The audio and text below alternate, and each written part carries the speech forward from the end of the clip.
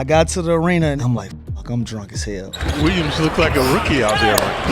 Misses again. The legendary game when Lou Williams was playing drunk on the court deserves a flashback. It all started the previous night when the Clippers arrived in New York. We had a noon game in New York. My whole shit in New York, I go to a little hookah lounge, have me a couple drinks, I can go and get back to the room. This particular night, I'm doing my shit. It's like 10:30. I'm about to walk out the door. I don't know what happened. A wave of women walked in, like a 40 piece, just everywhere. I got a little carried away. I kept drinking, kept partying around. I look up, they turning the lights on. I'm still in there. Needless to say, Lou Will had a great night out partying, but just hours later he had a game to play and everyone expected him to be at his best. Madison Square Garden, the New York Knicks and the LA Clippers. Yeah, he's been incredible, folks. Two-time recipient of the Sixth Man of the Year award, headed for number 3 this season. So I go through my pregame workout. I'm like, I'm still drunk. But I got my big boy face on. I'm trying to, I'm faking through all the movements and shit. Mind you, I come off the bench, so I got about 8 minutes to get my shit together. Extra minute. His time would come, however, and man, he looked bad. Lou Williams, he travels. Back-to-back travels.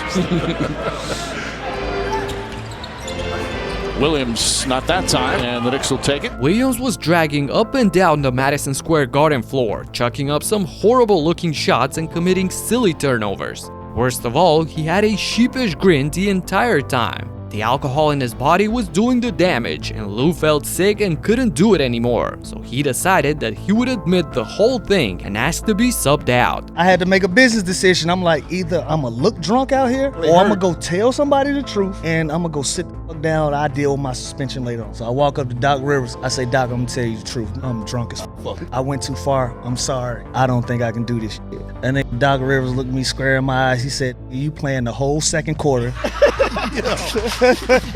Because I need you to sweat that shit out because I'm gonna need you in the fourth quarter. This is possibly the wildest thing I've heard from Doc Rivers, and he said some crazy stuff, but leaving a player in to sweat out the alcohol from his body is out of this world. So now the circus show continues with Lou staying in the game despite barely being able to stand on his feet. This basically means that he's got the green light to do whatever he wants. He's not gonna get taken out, so Williams continues to fire away. They count that as a 2, by the way, for Jenkins. Williams, not that time. Robinson grabs the rebound. Williams tries a 3, way off. Again, mind you, throughout the whole time, make or miss, Lou Will is smiling and joking around as if he's still in the club. So by the end of the third quarter, not only is he not resting, but Williams has played the 3rd most minutes on the team, only behind Gallinari and a young SGA. Hey, look at him go. This is rookie Shea before the braids and before becoming the guy in OKC. But back to Lou, because 4th quarter comes along and something incredible starts to happen. Getting a hand in there. Williams hits the 3.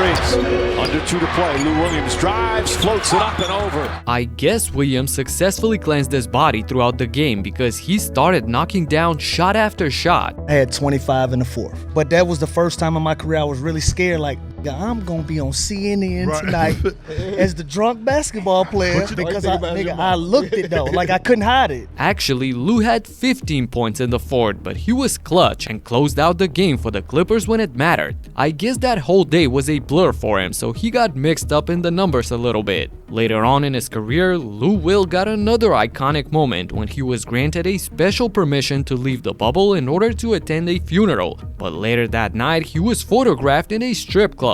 In his defense, Williams said that he only went there to eat some lemon pepper wings, which earned him the nickname Lemon Pepper Lou.